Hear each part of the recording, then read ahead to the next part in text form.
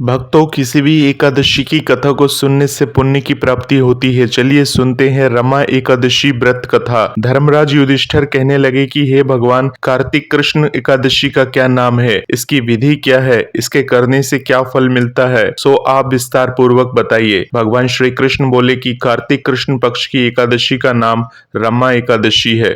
यह बड़े बड़े पापों का नाश करने वाली है।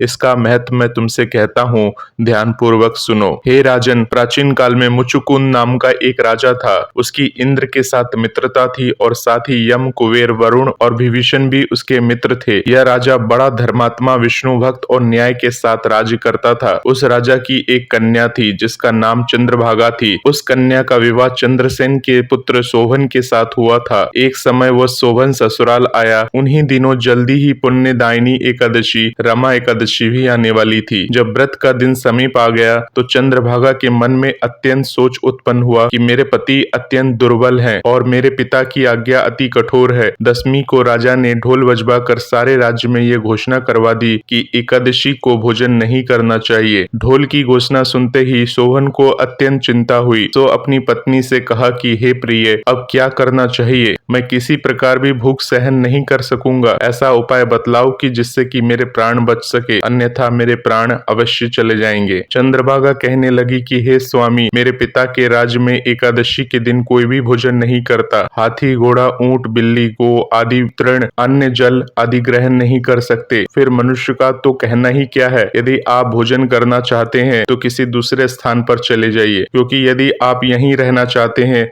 तो आपको अवश्य व्रत करना पड़ेगा। ऐसा सुनकर शोभन कहने लगे कि हे प्रिय, मैं अवश्य व्रत करूंगा। जो भाग्य में होगा वो देखा जाएगा। इस प्रकार से विचार कर शोभन ने व्रत रख लिया और वो भूख व प्यास से अत्यंत पीड़ित होने लगा।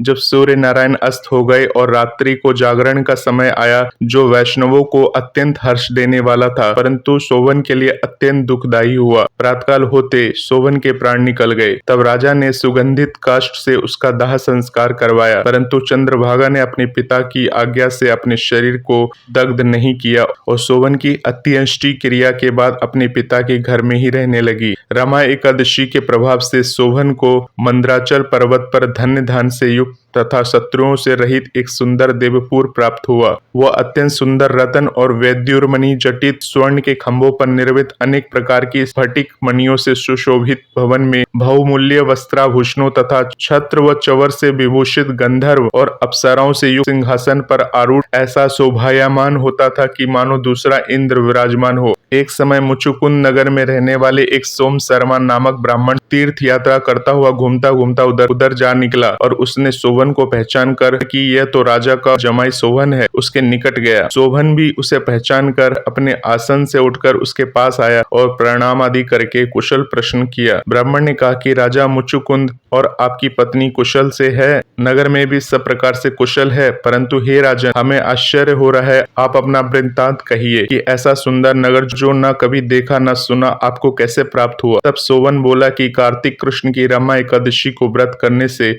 मुझे ये नगर प्राप्त हुआ, परंतु यह अस्थिर है। यह स्थिर हो जाए ऐसा उपाय कीजिए। ब्राह्मण कहने लगे कि हे राजन, यह स्थिर क्यों नहीं है और कैसे स्थिर हो सकता है, आप बताइए, फिर मैं अवश्य वह उपाय करूंगा। मेरी इस बात को आप मिथ्या न समझिए। शोभन ने कहा कि मैंने इस व्रत को श्रद्धा रहित होकर किया है, अतः यह सब कुछ अस्थिर है। यदि आप मुचुकुंद की कन्या चंद्रभागा को यह सब वृत्तांत कहे तो वह स्थिर हो सकता है। ऐसा सुनकर उस श्रेष्ठ ब्राह्मण ने अपने नगर लौटकर चंद्रभागा से सब वृत्तांत कह सुनाया। ब्राह्मण के वचन सुनकर चंद्रभागा बड़ी प्रसन्नता से ब्राह्मण से कहने लगी कि हे ब्राह्मण, ये सब बातें आपने प्रत्यक्ष देखी है या स्वप्न की बातें कर रहे हैं? ब्राह्मण कहने लगे कि हे पुत्री, मैंने महाहवन में तुम्हारे पति को प्रत्यक्ष देखा है, साथ ही किसी से विजय न हो ऐसी देवताओं के नगर के समान उनका नगर देखा है। उन्होंने यह भी कहा कि यह स्थिर नहीं है, जिस प्रकार वह स्थिर रह सके सो उपाय करना चाहिए। चंद्रभागा कहने लगी कि हे विप्र, तुम मुझे वहां ले चलो। मुझे पति देव के दर्शन की तीव्र लालसा है। मैं अपने किए हुए पुण्य से उस नगर को स्थिर बना दूंगी। आप ऐसा कार्य कीजिए जिससे उन उनका हमारा संयोग हो, क्योंकि वियोगी को मिला देना महान पुण्य है। सोम शर्मा यह बात सुनकर चंद्रभागा को लेकर मंदराचल पर्वत की समीप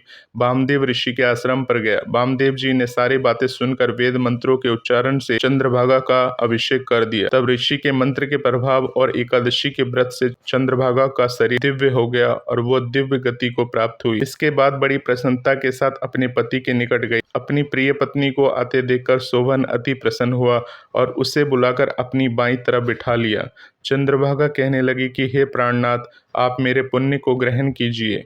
अपने पिता के घर जब मैं 8 वर्ष की थी, तब से विधि पूर्वक एकादशी के व्रत को श्रद्धा पूर्वक करती आ रही हूँ। इस पुण्य के प्रताप से आपका यह नगर स्थिर हो जाएगा तथा समस्त कर्मों से युक्त होकर प्रलय के अंत तक रहेगा। इस प्रकार चंद्रभागा ने दिव्य आभूषणों वस्त्रों से सुसज्जित होकर अपने पति के साथ आनंद पूर्वक रहने लगी। हे राजन, यह मैंने रमा एकादशी का महत्व कहा है। जो मनुष्य इस व्रत को करते हैं, उनके ब्रह्म इत्यादि समस्त पाप नष्ट हो जाते हैं। कृष्ण पक्ष और शुक्ल पक्ष दोनों ही एकादशियां समान है, इनमें कोई भेदभाव नहीं है, दोनों समान फल देती है। जो मनुष्य इस महत्व को पढ़ते अथवा सुनते हैं, वे समस्त पापों से छूटकर विष्णु लोक को प्राप्त होते हैं। आप सभी को रमा एकादशी की हार्दिक शुभकामनाएं। जय श्री श्याम, जय श्री राधे।